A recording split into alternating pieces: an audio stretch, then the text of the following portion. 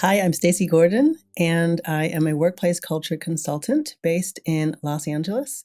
And I have been in the DEI, diversity, equity, and inclusion profession for about a decade at this point. And I'm excited to be here. I am so excited to have you with us, Stacey. Thank you so very much for accepting the invitation. Welcome to the CultureLab. Thank you. The first question that I have for you is actually the question that I ask all of our guests. And it's about the early cultural influences that shaped you as a person. How did you grow up and what impact did it have on you? I'm excited to answer this question because I grew up, I was actually born in London and lived there for the first 11, 12 years of my life. And then my parents moved to Brooklyn, New York. So you can imagine growing up as a Black person in England in the 80s, and then moving to Brooklyn in the 90s as a Black person with a British accent. Yeah, not an ideal scenario. What was it like? It's very interesting. I think I learned a lot, and I think that's why I'm so adaptable because, I really had to adapt. And when I moved to Brooklyn, it was, luckily it was a British accent, which everyone loves a British accent, right? So it was cutesy, and everyone was like, oh, speak to me, say things. Mm-hmm. But then you got to a point where, as I got to high school, it was like, if you don't really understand the culture, it could actually get you killed, right? I really had to adapt very quickly to a completely new culture. And especially from the outside, people look at me and assume that I automatically know the culture because I'm Black. But then I would open my mouth and they'd be like, who, what? They just didn't know what to do with me. It was a time of a lot of learning, let's say. Yeah, I can only imagine. And looking back on it now, still tell my parents, I go, what were you thinking? To take, like, it was, and especially Brooklyn in the 90s was a really rough time, right? A lot of drugs, a lot of crime, a lot of violence. And I got dropped right in the middle of that. So it was a lot of learning. And I do credit, my tough exterior for, was born out of that time. But, it also helped me to see things. It allowed me to go into spaces that probably I wouldn't normally be allowed to go into because, again, as long as you keep your mouth shut, everyone just assumes you belong, right? And it's not till you open up your mouth and start speaking that they go, wait, imposter. Yes. Yes, and your accent gives you away, or the way you look gives you away. That's why I said not an ideal scenario, because these situations when we're super young and we stand out, either because we look differently and we don't blend in, or we sound different, they're really tough, especially on kids. I'm someone who has lived abroad for a huge chunk of my life. And I also see my friends' kids and how they struggle. A lot of my friends are expats and they move around quite a bit. And it really is a challenge, especially for kids. And I know, Stacey, that you get asked this a lot, even today. I can only imagine that back then, perhaps even more frequently. And I do too, because of my accent. I now live in Greece. I'm blonde and white, and I don't look Greek. And so people will ask me this question as well. It's seemingly innocuous, but when you hear, where are you from? How does it make you feel? Every time I have to pause and I go, ugh, okay, what? And I just, now I ask, I go, well, what do you mean? What do you want to know? And I think for people who have grown up in one area, lived in one area, they don't truly understand. They're like, what are you talking about? It's a simple question. Just answer the question. But it's not that simple because, again, depending upon the context and where you are, it's like, well, why do you want to know? Even asking where are you from gives the connotation that you understand I'm not from here, I'm not one of you, and you want to know, you want to be able to pinpoint what the difference is, right? So that you can, do whatever it is you're going to do with that information. And I get it. Sometimes it's not that deep. Sometimes it really is just you're at a networking event and people are like, oh, so where are you from? Because everyone has come in from different areas, right? And sometimes I have to remember that. I'm like, I'm at a conference where people have come in from different parts of the United States, different parts of the world. And the where are you from? Usually in that context just means where did you fly from that morning? Right? And it's not so deep as like, where were you born? Where did you grow up? But it's very triggering because of just the background on that. And so I usually will have to ask people, do you mean where did I come from today? Where do I live now? Where was I born? Where did I grow up? Like, which from do you want? Yeah, exactly, because there are so many froms, and your story, I think, is a story that reflects more and more individuals now. People move around and they come from diverse backgrounds, and answering this question becomes more and more difficult. And as you say, it also really has this assumption sometimes, and I suppose it's not always the case, but sometimes it does have this assumption that you've mentioned that you're different. You're not from around here, and I need to put you in a box and understand, what's the label Right. that I need to put on this box. Yeah. So, thinking about your journey, as a kid growing up in London and then suddenly moving to Brooklyn and completely uprooting your life, being thrown into this new environment that, as you've mentioned, was challenging. I can already see why you would end up doing what you are doing today. But I'm also curious, because it's an easy assumption to make. Was there something else? Was there a catalyst that made you decide to focus your work and your expertise on creating equitable, inclusive workplaces? Yeah, absolutely. I mean, I think I've always done this work, some aspect of it, no matter what I was doing, in every role, every job I've ever had. But formally, what happened for me was I was actually working as a recruiter. And Mm. just being privy to the biases that hiring managers had when it came to women, to professionals of color. And I noticed, I was like, oh, it's so much easier for me to get the white guy hired, right? Get him hired, I get paid. It's great. I've got a woman, or heaven forbid, a person with an accent. It was an issue, and it would take longer. And really, the Mm. catalyst for me was I had a gentleman who had, we'd gotten him an offer. He was supposed to get hired. They said, oh, we're going to send you the offer over in 24 hours. And it never came. And it took 3 additional weeks of me fighting for this candidate to get hired. And I thought to myself, wow, if I was somebody else who didn't care about this Black guy getting this job, I would have just said, forget it. Let me go find somebody else who is more acceptable. And that guy wouldn't have gotten the job so that I could get paid faster, right? Because if I'm working on contingency, I only get paid when the person gets hired.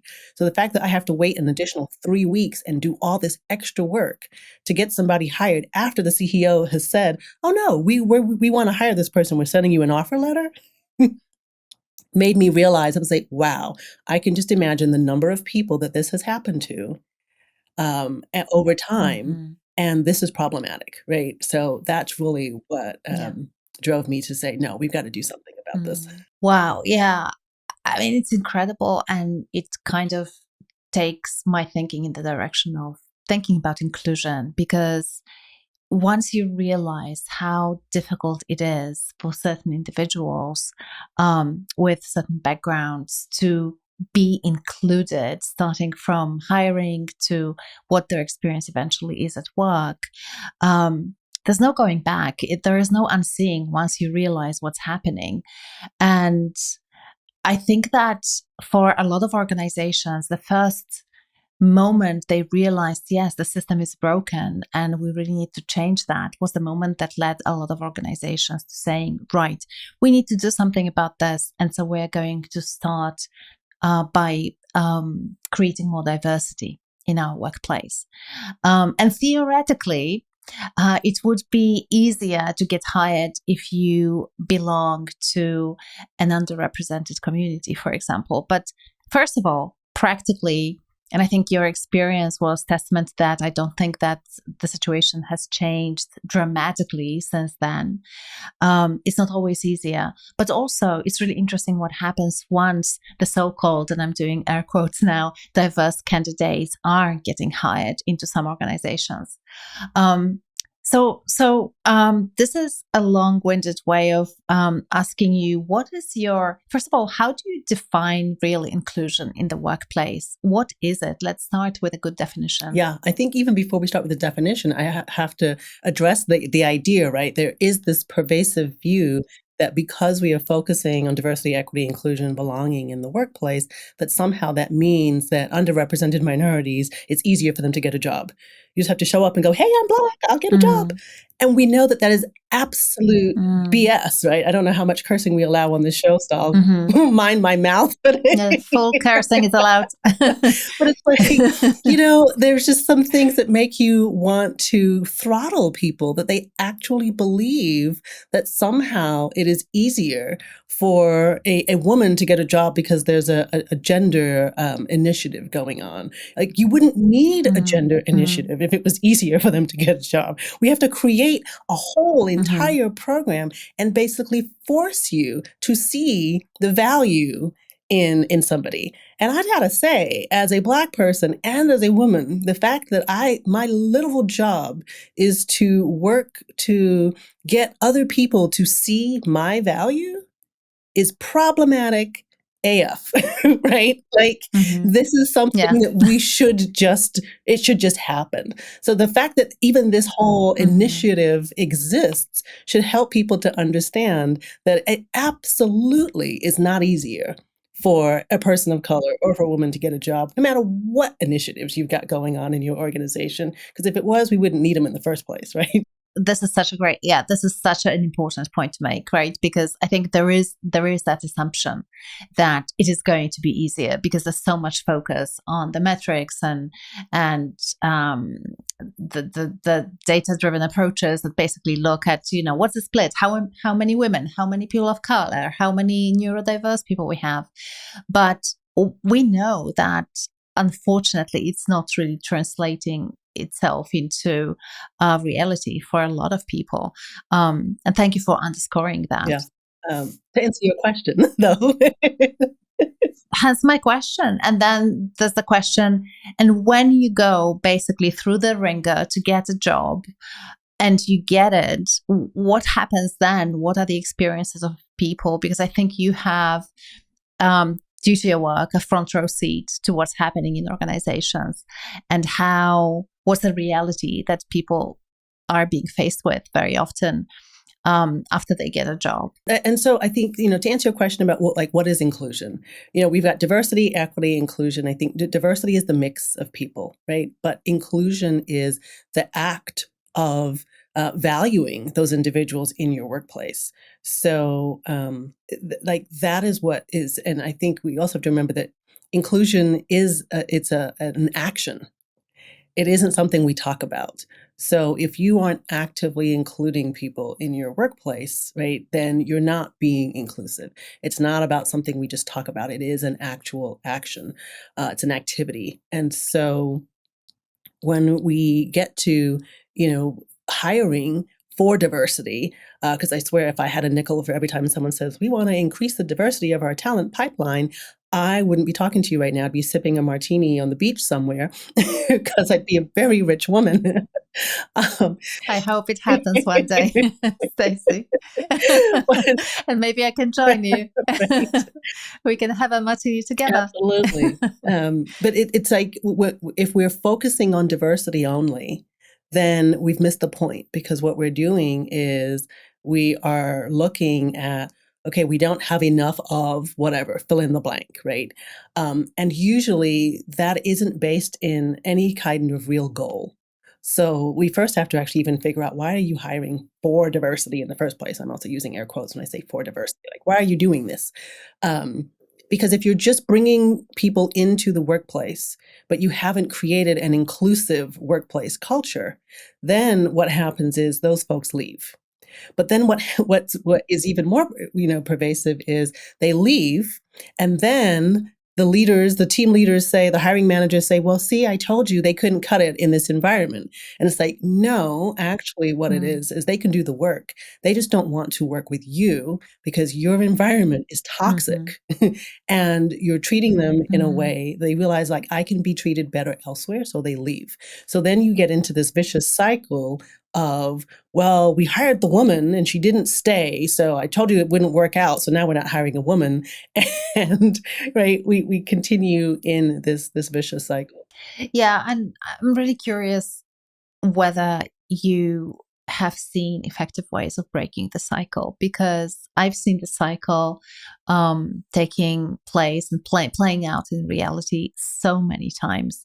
And what has been shocking to me that I've seen it happen in organizations that I thought were genuinely committed to creating a thriving environment for everyone, and that had genuinely good intentions when it comes to creating a workplace where everyone can thrive.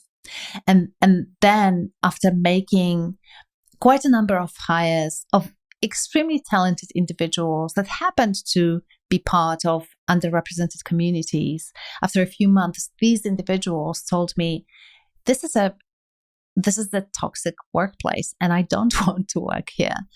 And so I'm assuming there is a blind spot in a lot of organizations, and you've alluded to it already. Like you said, you reinforce basically that belief that these people are simply not able to succeed. So A, there is a blind spot, or B, I'm assuming also, even if something comes to the awareness of leaders in those organizations, they are unable to take the right actions to correct what's wrong. So what's going on, and how can you address problems like that, Stacey, when you realize that great talent is leaving your organization because they find the environment toxic? Yeah, I think a couple of things are happening. So it's a number of things happening all at once.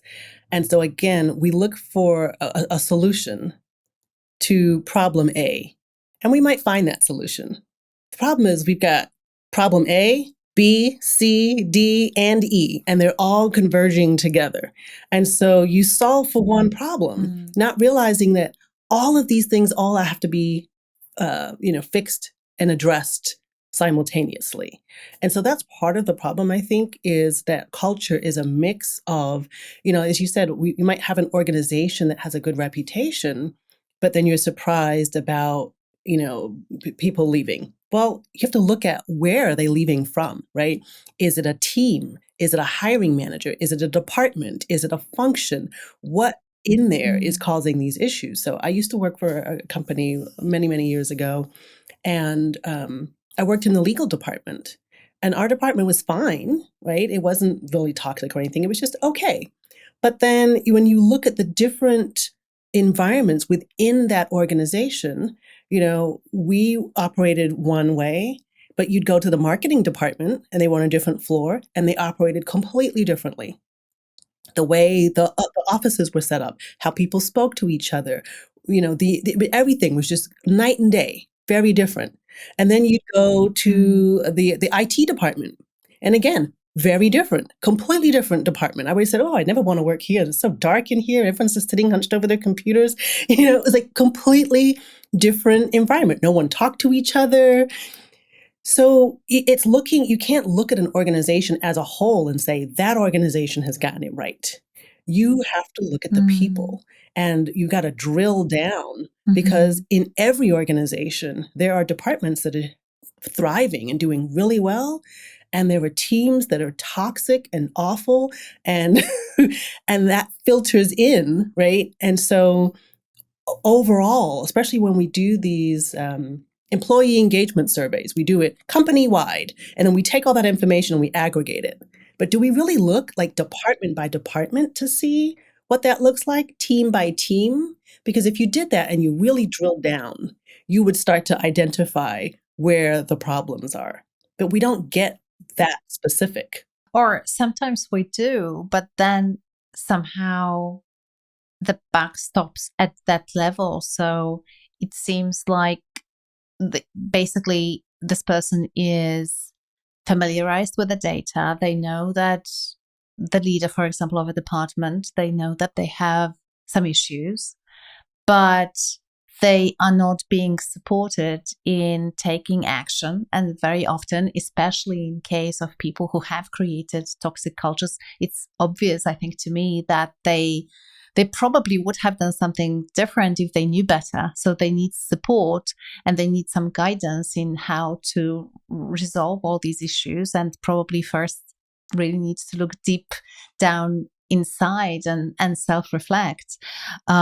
Is this your experience as well, that leaders are not getting the support and the nudge to change something when they realize that they are the problem? Well, I think they first have to realize they're the problem, right?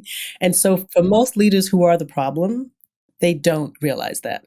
So there is a twofold, right? There's the side of there are individuals who or leaders who say, yeah, I know that we can do better and I want to do better, but they don't know how.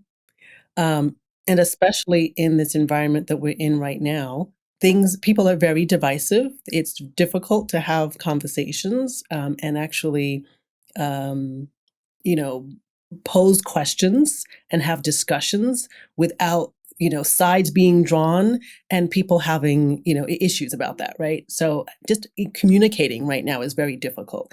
It's also, we're a very, I won't speak for the entire world, but I'll say in the United States, right? We have a very toxic leadership environment, which is that if you are a leader, you should know everything, right? You should have all the answers. So most leaders aren't going to say, hey, actually, I don't know. But most leaders don't know. Yeah. And I think so it's just even changing the narrative about what leadership means.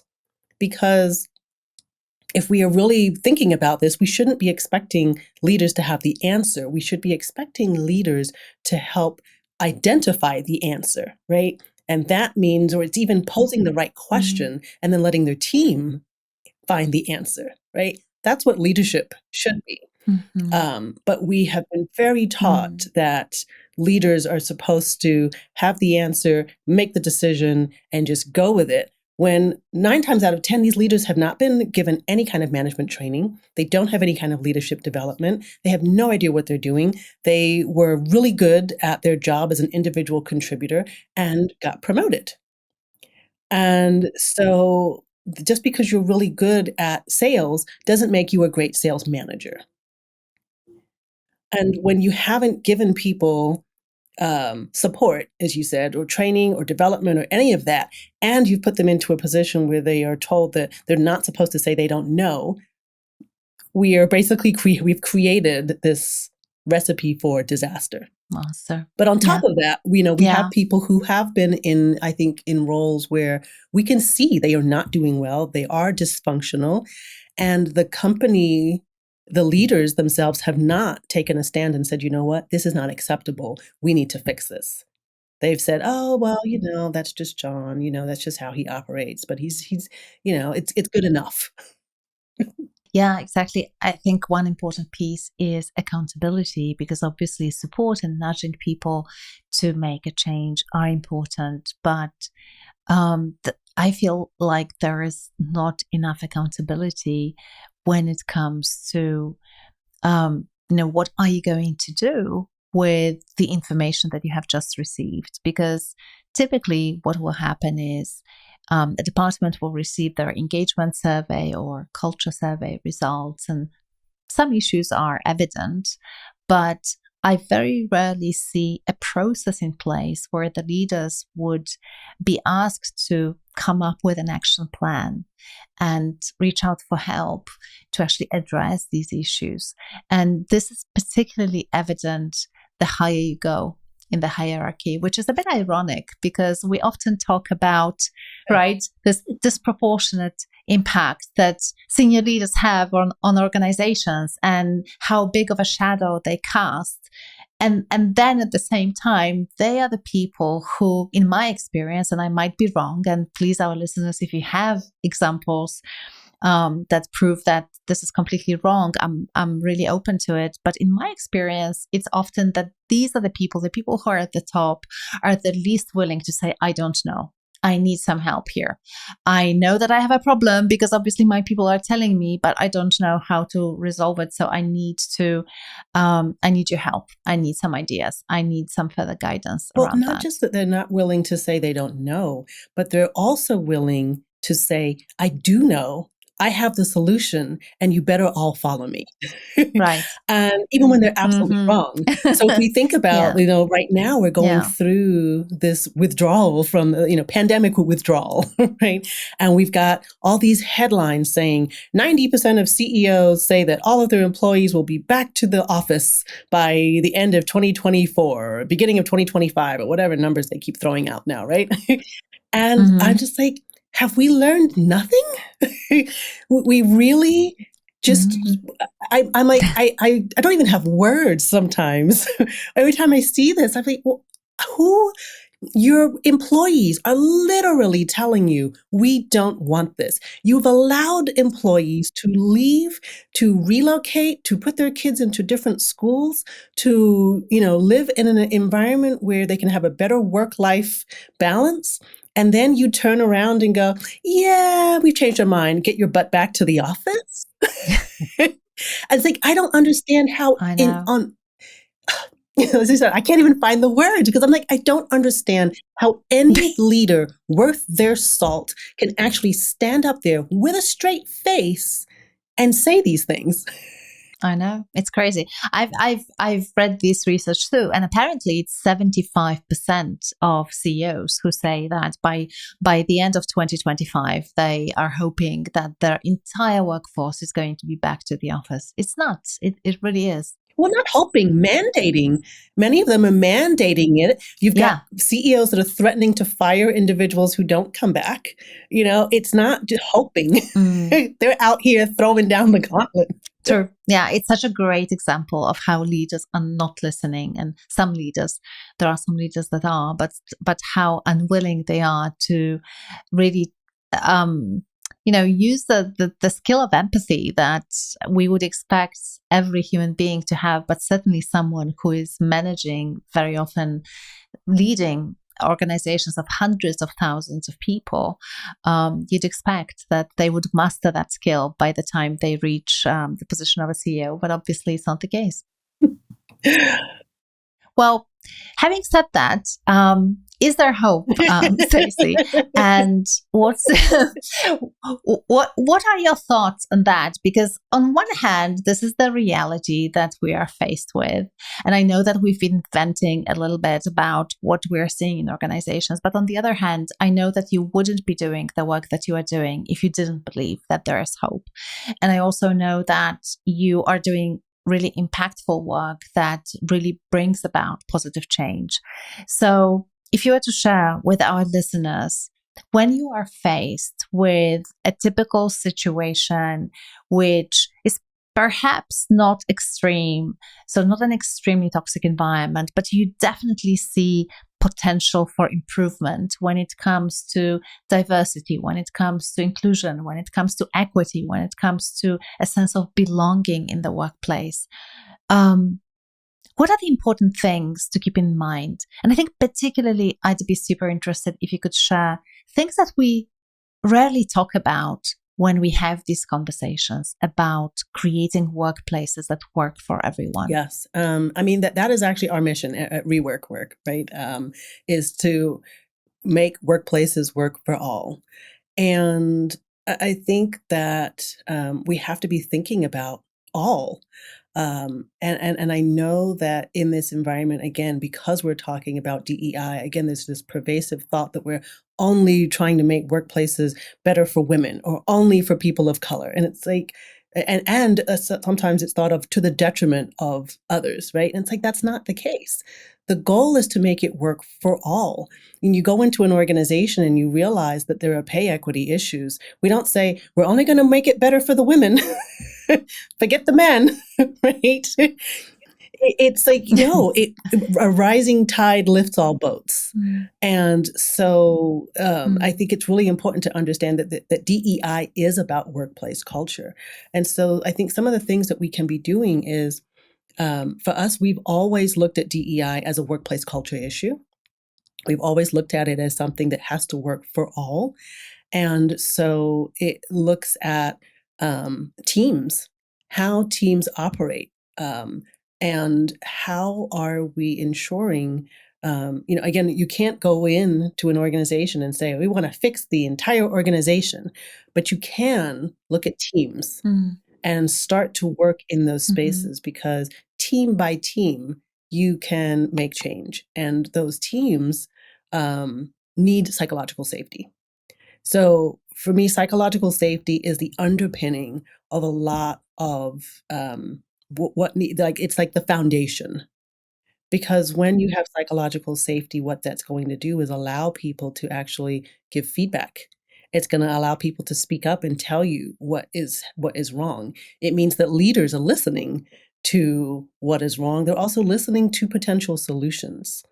And so without psychological safety, you can't do any of the workplace culture changes that we want to see, because psychological safety has that basis of creating trust, right? Authenticity, and improving communication. We've already had Amy Edmondson and Timothy Clark on the podcast, and they really focus their work on building psychological safety. But I'm always curious to get insights from other guests around what can we do in practical terms to improve psychological safety in teams, because I think that there's a wide understanding of what psychological safety is among most of people now. They've recognized the need for it, but I think we still struggle to find practical ways of cultivating that environment.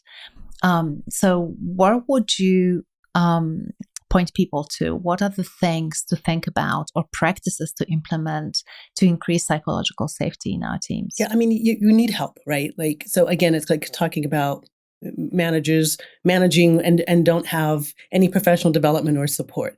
These are things that you're going to need some support creating. And so it is, I think, identifying programs, professional development that's going to help. But I think that when you look at your team, a very simple thing that we always start with is it's creating a new way of communicating with each other.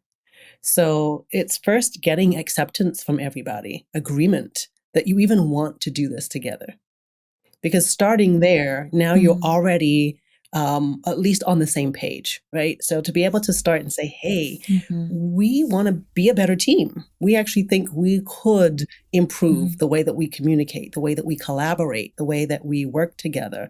And if everybody is on board with that, let's have a conversation about that. And getting everyone to say, yeah, actually, I'd like to find some ways to improve, team dynamics. Once you have agreement, that's a great place to start, because everybody's on the same page. So now where you go from that, it's about creating agreement in every step. And it's not that everyone has to be 100% on the same page of exactly what you're going to do, but it's creating agreement that if we disagree, that we can do that in this space, and that it's going to be okay. And that if I disagree, I'm not going to be retaliated against. If I disagree, you're going to hear me out. If I disagree, it's because I have some alternative ideas for how we can, move this project forward. And I just want to be heard. And starting in that space, I think is really a great place to begin.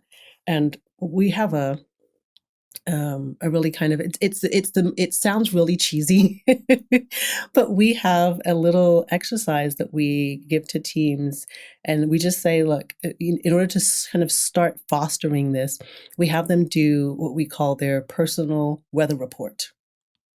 And it basically, instead of asking people, because when you ask people, how are you doing today, what do people say?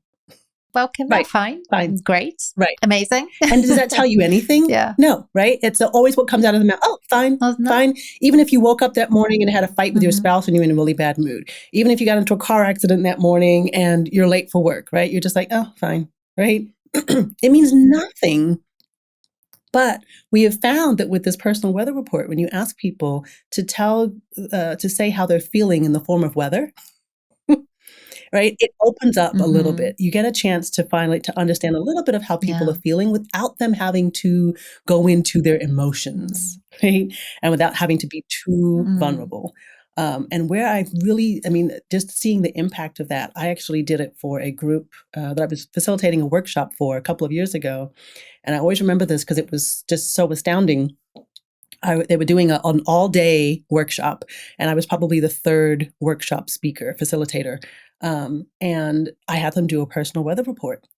And one of the individuals said, actually, I'm not doing so great, and just like shut off his Zoom camera and dropped out of the meeting. And I was like, oh, okay. And he came back 10 minutes later and said, I appreciate you actually kind of doing this. Like, I found out that a friend of mine, a really good friend of mine, passed away this morning. And so he's like, I really wasn't doing well.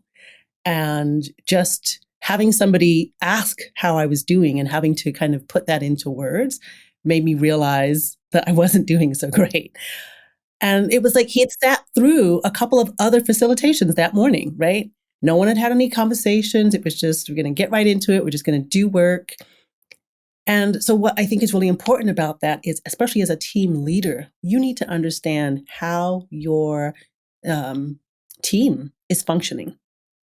If you're running a meeting, right, I want to know that if we've got a really important project coming up, that half of you are not doing well, right? Your weather report is there's thunderstorms, there's like clouds and lightning on the horizon. I'm like, okay, let's regroup. Let's maybe rethink the way that we're doing this. Something isn't working here, right? Mhm. It gives me an indication of how to be a better leader. I really like that. And I think if I extract sort of the principle out of this practice, it's really making small steps in the right direction where people can actually learn that being vulnerable, open about how we feel, etc., it's okay and it's safe and it's welcome in this environment. And then, of course, once you get familiar with that, once you get comfortable with that, you can do bigger things like maybe being vulnerable and trying out something new that you haven't done before, or challenging someone's idea or contributing your own idea. But I agree that it often starts with really simple and really small things, like asking, how are you really? Not as we usually do, but with genuine interest in how people are doing. And I know that you've also been an outspoken advocate for the power of storytelling to drive inclusion, which to me is a higher degree, obviously, of vulnerability. And I'd love to hear from you if you could break it down for us why you feel like stories can do the things that, for example, data-driven approaches to inclusion or diversity can't. Stories, I think, again, it's that vulnerability and just the humanity in us. I think you said it earlier, empathy. It is so much easier to have empathy when you hear a story versus data. And so sometimes you can take that data and use it to create a story. But the story is what we remember. How that person was feeling, how it impacted them. That makes such a difference. And so, I will say this is one of the reasons that, even, going back to this idea of bringing individuals back to the workplace, everyone says, oh, we need to be together so that we can collaborate. That's true, right? Collaboration does work well when we're together, but it doesn't mean we have to be in the office together 24/7, right?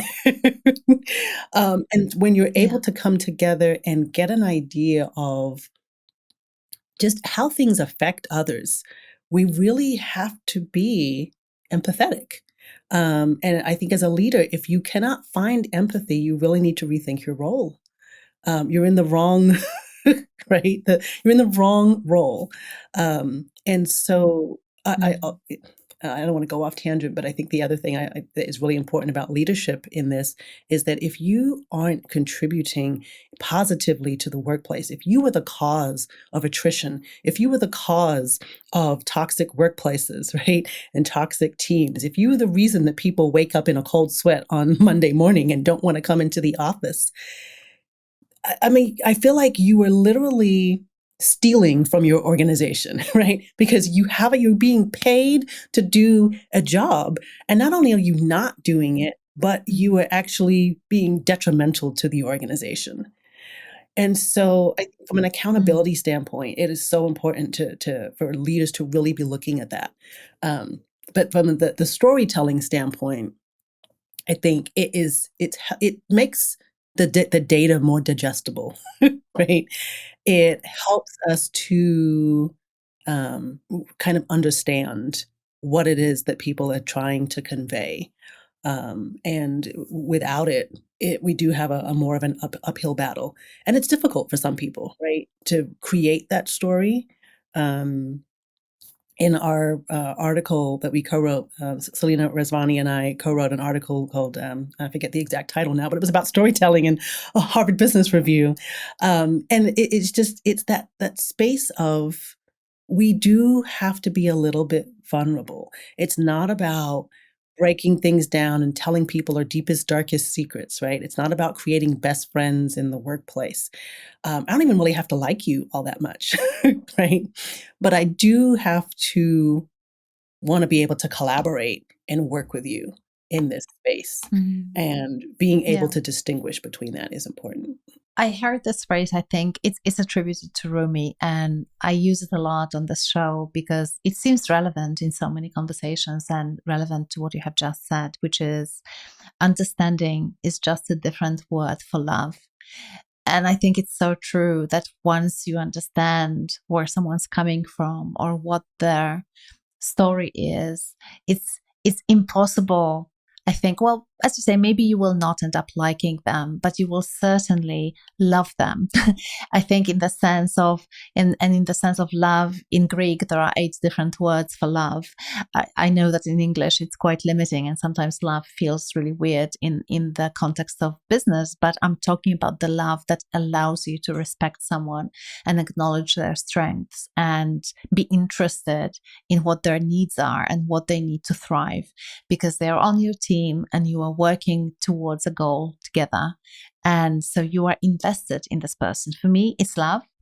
And when you understand someone, I think you cannot help but love this person and care for this person. So I can see why stories are so incredibly And I important. And we use stories um, in our methodology as well. And I wonder if we want to be a little bit more practical and help our listeners to incorporate that as a practice in their organization. What would be the process and how do you go about it? So let's say that you want to create a little bit more of understanding within your team and you want to use stories to drive positive change on your team. What, how do you start? What do you ask people to do? What's the format for sharing stories? Can you speak a little Sure. bit And I to think, that? you said there's 8 different words in Greek for love, and then you said invested. And I think that is probably the word, right, in English, that leaders Mm, can really, mm, um, I think, step into is investing in their people. Why would you have people on your team that you don't want to invest in? Or, why would you have people on your mm, team that you feel like you have to micromanage? It's like let people do their jobs, right? Let them flourish. And what do they need to be able to flourish? I think it's a really important question that every leader should have the answer to about every person on their team.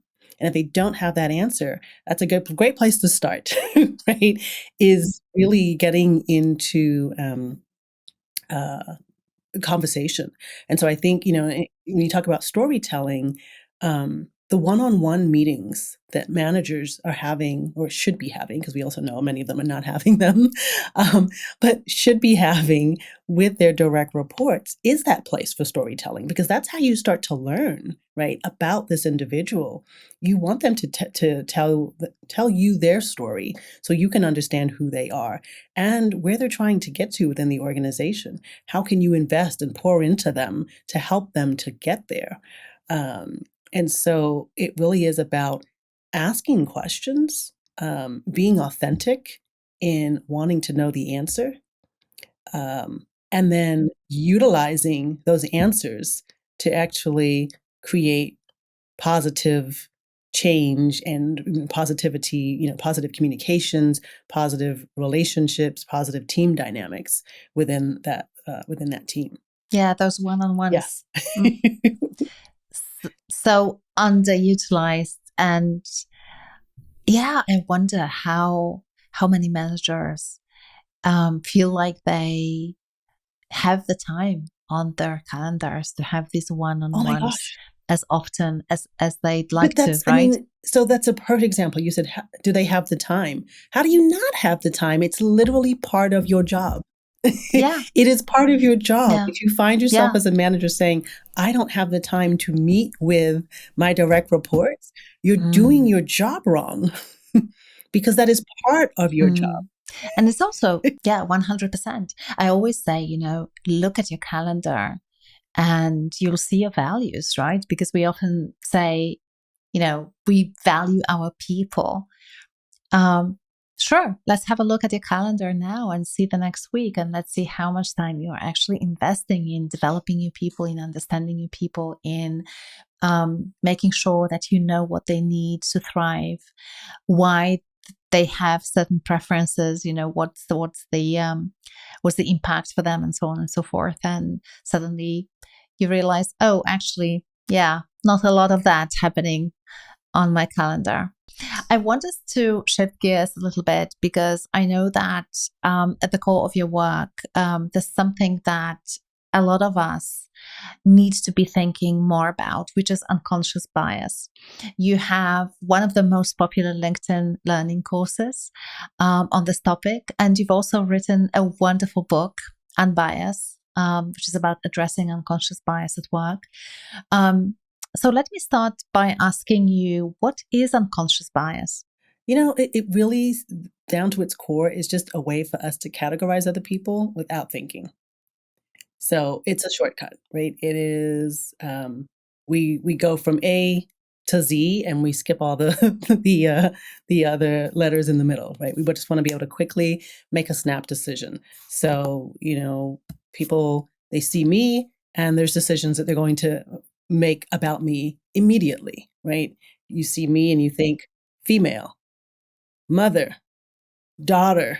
Now, daughter makes sense because had to have been born somewhere, right? But I mean, there's just things about me that you're immediately going to assume, and some of those things are going to be wrong. Yeah. You might assume my political Mm, affiliation. You might assume my thoughts on whatever, right? There's just certain things you just assume that you're gonna know how I'm gonna think about something, what I'm gonna say about something, what my opinion might be. mhm. Um, and it's also just the assumptions that we make based upon how people are dressed, right? Their accent, and it's because we want to, kind of like you said earlier, when we talk about where are people from, we want to be able to put people into boxes really quickly. Like, which box do you belong in? I don't have time to actually get to know you individually. I just want to take you and throw you in a box so I can move about my day. Yeah, and I think evolutionarily it served the purpose at some point, because we need to make quick decisions from time to time. We need to be able to say, this is a lion and this is a friendly puppy. But today it's not always serving its purpose. And so one assumption, and please correct me if I'm saying something wrong, one assumption that is safe to make is that we all have unconscious bias.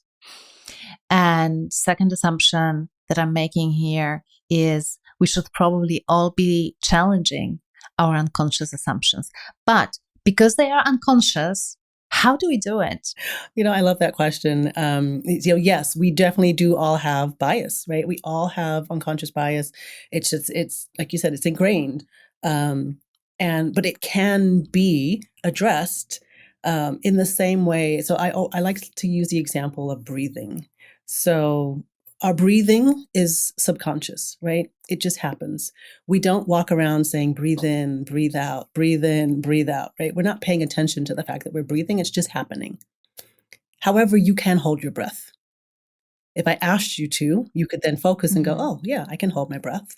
And some people can hold their breath longer than others. Some people are trained, military, Navy SEALs, right? They are trained to be able to hold their breath for 3 minutes, maybe longer in some instances. Free divers. I know I can barely I don't think I can hold my breath for 30 seconds. But the thing is, how do you get from being able to hold your breath for 30 seconds to being able to hold your breath for 3 minutes? You have to practice. Mm-hmm. So that means you actually have to be very deliberate about noticing your breathing and then about focusing on it. And it's something that you're going to have to do again and again and again until you can get to this goal that you're attempting to reach. And so the same is true for our unconscious biases. We're going to have them. It's going to happen. But every time it does, we have to try to catch it and say, oh, wait a minute. I just said this thing, did this thing, made this assumption about this person. Was that based in fact, or did I make that up? And really ask ourselves, right? Stop and think about it. And the more that we do it, the more we start to notice where we are making assumptions about people. And the things that we're making assumptions about. And but it's going to take practice and time. And I keep saying practice because that is something, again, we think, oh, we're going to take an unconscious bias training and that somehow that's going to solve, like, how? What makes it's like there's absolutely no way that that's possible. So it's not to say that unconscious bias, development and education isn't important. It absolutely is important as an awareness builder. As you mentioned, my unconscious bias course on LinkedIn Learning, yeah, it was the #1 most watched course of 2021 because after George Floyd's murder and we were sitting in a pandemic, everyone's eyes were opened and there was awareness brought. And so people said, oh, I need to learn more. And it's like, absolutely you do, right? But we can't stop there. You can't take this 24-minute course and go, okay, I got it. Right? It's a thing that makes you start to question and then say, oh, I probably need to learn more. And then you learn a little bit more and you say, oh, I probably need to learn a little bit more. But not only learn, but practice. So the other thing that we have done is we've actually created our own course called Unconscious Inclusion. And the idea there is to get you from unconscious bias to unconscious inclusion through a pathway. And so it actually has built-in practices. So micro-learning with like, I'm going to learn about this concept, and then I'm going to go practice it in my workplace. And we guide people through that step by step by step for 13 weeks. So the idea is like, let's create new practices, new habits, new ways of looking at people. And you're not going to do it by just taking one of my courses. Not saying don't take them, please do, but but don't take it and then stop, right? It's like, take mine, go watch somebody else's. Yeah. And you have to practice. If you're not doing the action, we talked about this earlier too, inclusion is an action. So if you aren't actively doing things, you're not growing, you're not learning, you're not going to be changing anything. I think it's such an important point that it bears stressing and double click here on inclusion as action. Most of us, I think, tend to think of ourselves as good people and people with good intentions and stop there. And I personally need to remind myself all the time that it's better to, and I always forget that the woman who has come up with this term, being goodish, that I'm goodish, I'm not good. And being goodish means that there is room for improvement. And I'm trying to remind myself that there are better ways of approaching this than I am right now. And so I couldn't agree more with you that it's a journey. You should never stop, right? And the moment you consider that you are done with this is the moment that you stop the work, basically, and then you start kind of deteriorating and losing what you've learned Yeah. so far. Well, there's two things you said there. So yeah, such an important point. Well, there's two things you said that's really important. I think one is that, intention, right? We have good intentions. And so what we like to say is that we want to make your intentions match impact. So let's take the good intentions and let's make sure, right, through this journey that we're matching, because yes, we all have great intentions, but then we don't always pay attention to the impact that our actions have. So it really is important that we are doing that.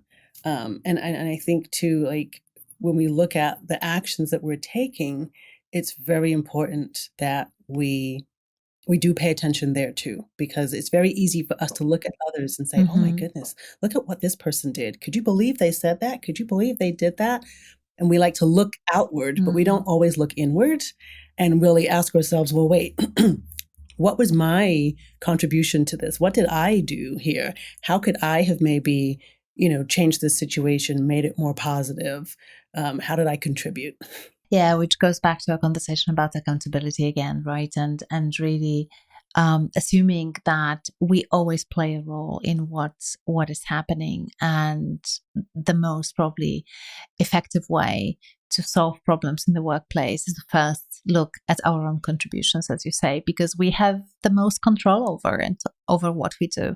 We can't really change other people, but we can change what we are doing. And whether we take action or not, it has an impact. And so, yeah, if we change the way we approach things, things will change. Stacey, I want to ask you one final question before we move to the rapid fire questions. And it's the question about your journey.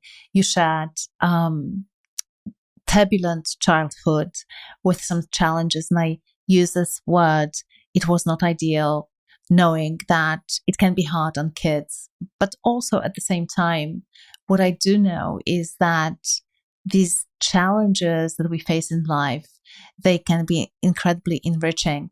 And so I wanted to ask you, having the experiences that you've had, how would you evaluate that? What is it that you have taken out of these experiences, and how has it made you a different or perhaps a better person? I think it's really helped me to be able to God, it helped me to be more flexible. And that really is the key, I think, for a lot of what we talk about in our work, is that flexibility is really important. And so if you like, we have a plan sometimes, and we want to put this plan into effect. And we get frustrated when that plan doesn't go exactly the way that we wanted. And we keep hammering away at that plan. And it's like, no, sometimes we really have to be able to ebb and flow and understand where that's going to change. And so I think for me, just being in these different environments helped me to be able to be adaptable and open to change, and have it not hit me quite as hard as maybe some other people. I think people who moved around a lot as children in the military and things like that as well probably have a very similar outlook on life versus individuals who, Yeah. lived in one place all their lives and lived in one community. And, it's just a difference in outlook. And so I am actually really thankful for that, because I think it helped me in this environment. And the other thing I'll say real quick Yeah. too is just, you mentioned about, doing this work. I think, yes, our company is called Rework Work because we realize that we do need to really change up what we're doing in the workplace. But I think there's also this idea that there should be an end. We're doing DEI, and at some point it needs to end. And I have to say, it's not about it being hard work. We really have to say, listen, if we were a sales organization, we wouldn't say, this is our sales goal and we've hit it, and then, okay, now we can stop, right? We're always thriving for better. We're always thriving for more innovation. We're always looking for more creativity and for the new product and the way we can increase sales. So the same is true for DEI. we're always looking to improve. We're constantly changing as humans. And so, yeah, what we're doing is always going to change. And I really, even at some point, think we need to stop calling it work, because it isn't necessarily work. It just is part of what we do and who we are, as inhabitants of this planet. I like this idea and would love to unpack it with you one day to talk about what work could be and what's the way to reframe it and the role it has in our lives. Okay, but for now, I know I'm mindful of time. I know that we're running out of time. Let's do the rapid fire questions. The challenge and the idea here is that I ask you 5 questions in rapid succession, and you'll try to answer all 5 in under 2 minutes. Okay? And the first one is, at CultureBrained, the company that I run, we are on a mission to make work synonymous with fun, meaning, and belonging. And given the work that you're doing, I'm curious, what would be your number 1 tip to bring more of a sense of genuine belonging for people in the workplace? Number 1 tip for genuine belonging. I think it's understanding that belonging is the flip side of inclusion. And so you can't have belonging without inclusion. And so I think it's also another thing that we strive for, this concept of belonging without really understanding what it is. And that we need to take a step back and really focus on creating inclusion. Because if you create inclusion, belonging should happen. What is the sign, or perhaps multiple signs, that you've noticed that a company's culture needs some work, or perhaps even a major overhaul? I would say people don't speak up. They don't give their opinion. They don't contribute ideas, because that usually means that they either no longer care or they're afraid. Do you admire any companies for the culture? Yes, actually, in my book, I mentioned Ben and Jerry's, and it's because I mentioned in the book that their frequently asked questions page answers questions like, what is criminal justice reform, and why would reforming cash bail be a good thing, right?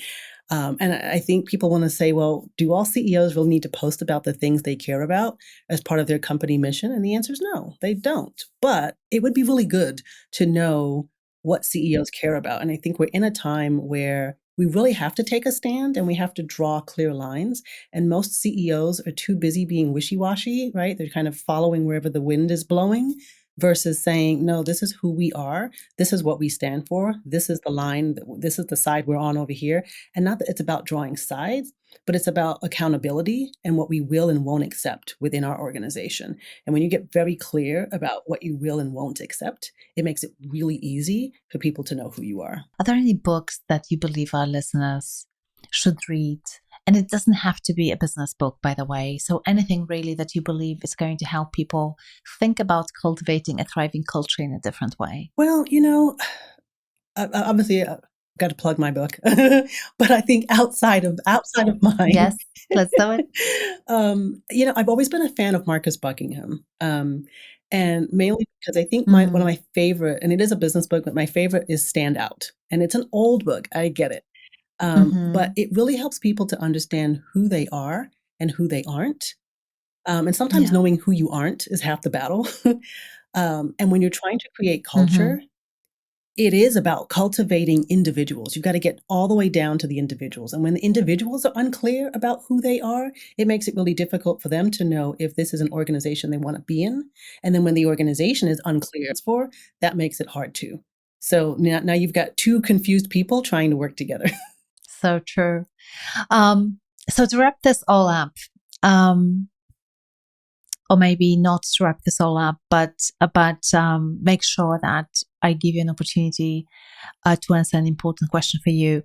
Was there something that I should have asked you, but haven't? No, I mean, I think in this space, there's so many things we can talk about. And we talked a little bit already about what individuals can do to start creating a culture that helps them to create better teams within their organizations and really create a really good culture. And it really goes back to psychological safety. So I do think that is an underpinning that if you don't know what it is, if you aren't sure of the concept, that is, you want a place to start is going back. You mentioned Amy Edmondson was on your podcast before, so I'd go back to that episode and listen to what Amy has to say. I reference her work in our course, the Unconscious Inclusion course, and we actually use psychological safety throughout that course as well to help teams to create psychological safety and to improve team dynamics within their organization. So that would be, I think, a good place to start. Stacey, and now the plug section. This is where I'd like to ask you to share the work that you are currently doing and what are the places, courses, or any other resources that you would like to send people, because I'm sure that by now they want to learn more about you, about your work, perhaps follow one of your courses. What is it that you'd like to share with our audience? Well, I mean, we have so much, so many resources. And what I have done is worked with my team to take all those resources and drop them into one place. Because before I was sending people to our LinkedIn Learning, to my book, to the courses that we've created. We've created free learning pathways as well. We have a newsletter that goes out weekly called Lead with Inclusion, which gives a tip every week on how you can lead with inclusion. And so it was just hard to keep all those things, we're sending people everywhere. So we now have put everything together in one space. Our website is reworkwork.com. But if you go to learn.reworkwork.com, it kind of sends you directly to our portal where everything is. And I would say our signature course right now is Unconscious Inclusion, which you can find at unconsciousinclusion.com, because that is that's the big thing. We're really trying to help individuals make change in organizations, and that is really where we are doubling down. And we actually worked with a neuroscientist to help us to do it. So Nice. Looking forward to learn more about it. Thank you so much, Stacey, for being here with us. I really appreciate your work and the change that you are leading in the world. This work is much needed. And so I'm definitely going to follow you and make sure that everything that you put out in the world is something that we share with our audiences as well. One last thing that I want to ask you is, who would be a great guest on this show? Do you have any recommendations for me? Yes, actually. It's funny. I bumped into Paul Wolf. I met him many years ago when he worked at Indeed. He was the SVP of Global HR. And I was the keynote speaker for PayScale's conference a couple of weeks ago. And he's on their board. And it was just great to be reacquainted with him. And I think he would actually be a really good guest. Amazing. Thank you. Thank you so much. Awesome. Thank you. I really enjoyed the conversation. Hi, I'm Bajer, the founder of CultureBrained. If you want more insights on how to cultivate a great company culture, subscribe to this channel. And if you want to learn directly from some of the world-class experts that we have on this channel, I think you should check out the CultureBrained community.